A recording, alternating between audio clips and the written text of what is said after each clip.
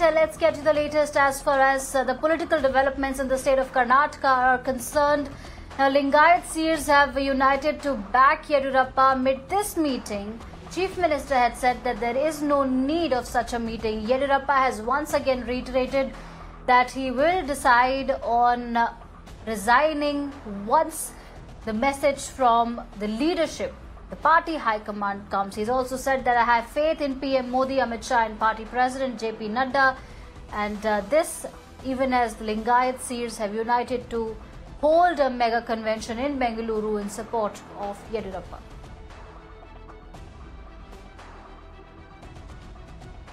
All right, for more on this, I'm joined by my colleague Shrija on the broadcast. Good morning, Shrija. Thank you for joining us. Interesting comment there by Chief Minister Yediyurappa, although he's reiterated his stand that the final decision will be made once the top brass, once the party high command sends him a message, the decision will be based on that. But he said that there is no need for these Lingayat seers to hold this convention.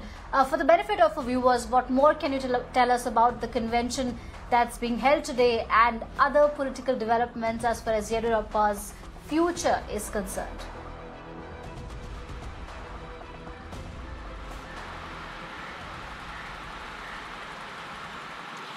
Well, at present, where I'm standing right now is at the palace grounds where the mega conclave by the seers are on. Now, this is seen as the last effort by the seers who want to muster courage and also send out a message to the high command saying that Yediyurappa, BS Yediyurappa really has a strong hold, especially on the Lingayat community, which is one of the major deciding, the biggest deciding factors during the elections, and also sending out a message saying that they will see or receive a backlash if at all Chief Minister B.S. Yediyurappa is changed. But I would also like to show you here that as far as the registration is concerned, of course, up until this morning, the sources telling us at least about 500 to 600 seers will be in attendance, but that really is not the case at this point in time. Now, though the registration shows there are at least about in fact 200 seers who have registered for this mega conclave. As far as the attendance is concerned, it's just about 50 to 60 seers who are seated at this moment. Yes, coming back to what CM B.S. Yediyurappa has commented at Belagavi, saying that there is no need for the seers basically to conduct the conclave, and there was no point of it. Now, remember, speaking to some of the sources within the BJP here in the state of Karnataka, what political observers are also telling us is that this could also be orchestrated and a tactic which is being used by B.S. Yediyurappa himself. Because if you remember, until about earlier last week, B.S. Yediyurappa maintained, aggressively rejected all the speculations of the leadership change. There was nobody going to replace him.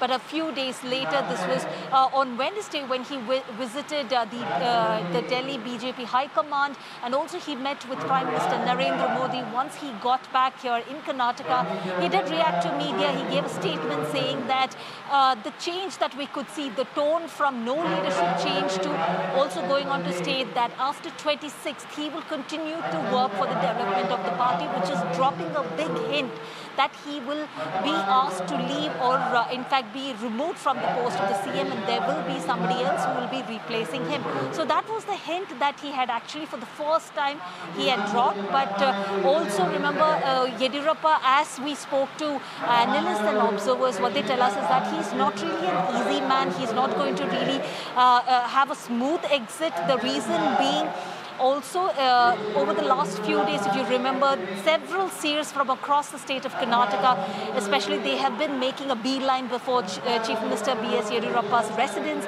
meeting him.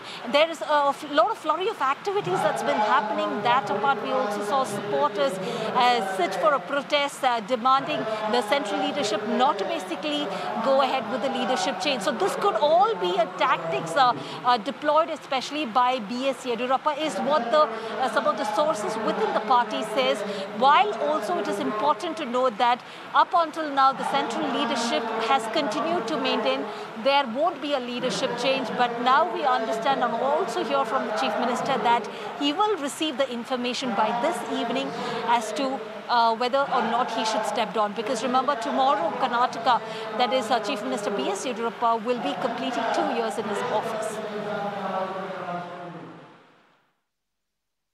All right, Shrija, please stay on with us. Let's play out that sound bite of Yediyurappa for our viewers.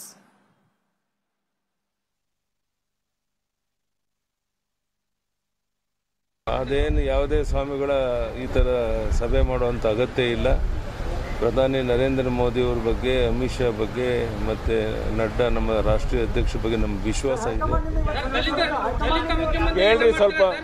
Sir, ದಲಿತ ಮುಖ್ಯಮಂತ್ರಿಗಳನ್ನ ಏನು ಮಾಡ್ತೀರಾ? ಯಾಕಂತಂದ್ರೆ ಇಲ್ಲಿವರೆಗೂ ಸಹ ಯಾರು ದಲಿತ ಮುಖ್ಯಮಂತ್ರಿಗಳಾಗಿಲ್ಲ ಕರ್ನಾಟಕದಲ್ಲಿ. ಆ ನಿಟ್ಟಿನಲ್ಲಿ ಏನು ಮಾಡ್ತೀರಿ? ಅದು ನಾನೆಲ್ಲ ಮಾಡುವಂಥದ್ದು high command.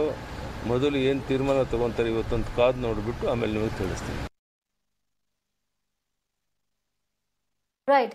Shrija, while we are aware of these political developments, these flurry of activities that are taking place in Karnataka and coinciding with what's happening in Delhi, for our national audiences, could you please contextualize the reasons why this dissent has been brewing against Yediyurappa, and we've reached a stage where we're talking about his possible exit? What are the probable reasons why Yediyurappa has he's ruling out leadership charges, but he's saying that I might resign if the need arises?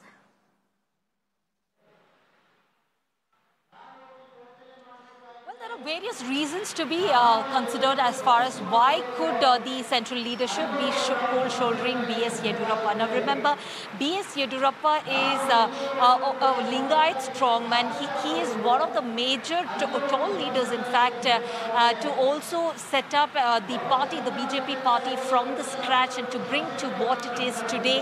And remember, he is someone with no political background, just a mandal politician, and that's exactly how he came from the grassroots level.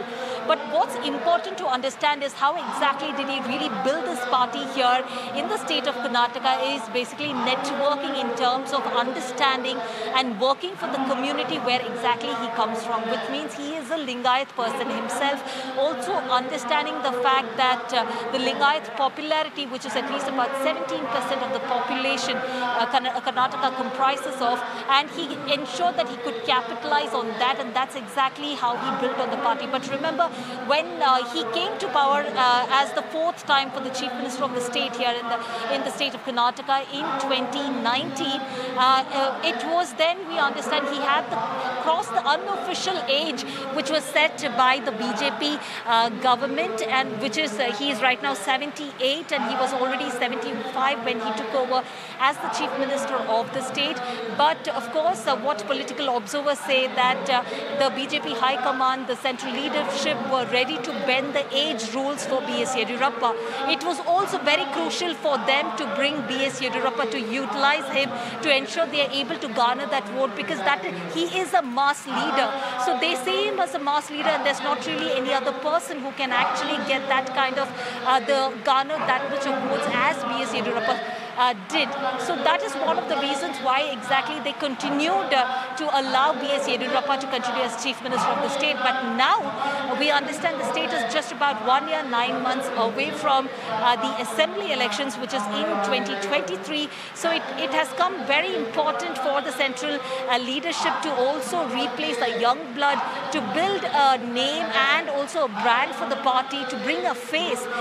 So that is one of the reasons what they're also looking at. But that apart, remember, Yediyurappa has not really been, he's never had a clean image also. That's also important to note, because as far as the central leadership, the BJP is concerned, they are against the dynasty politics. But over the last 2 years, we've been seeing how he brought in B.Y. Vijayendra, his younger son.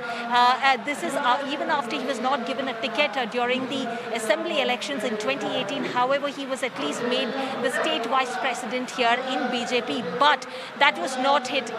There were also allegations of where B.Y. Vijayendra was acting as a de facto CM. He was also involved in taking certain administrative decisions. So, of course, dynasty politics is something what the BJP has been opposed to, unlike the Congress. So, these are certain things what we understand that could have actually triggered and also ensuring there can be a leadership change. All right, thank you, Shrija, for getting us those updates from Bengaluru. We'll keep a track of all those very important developments unfolding in Karnataka. And today is the day, or could be the day, when the fate of B.S. Yediyurappa could be decided on whether he would stay as Chief Minister or not. With that, we'll slip into a short break. News and updates continue on the other side. Stay tuned.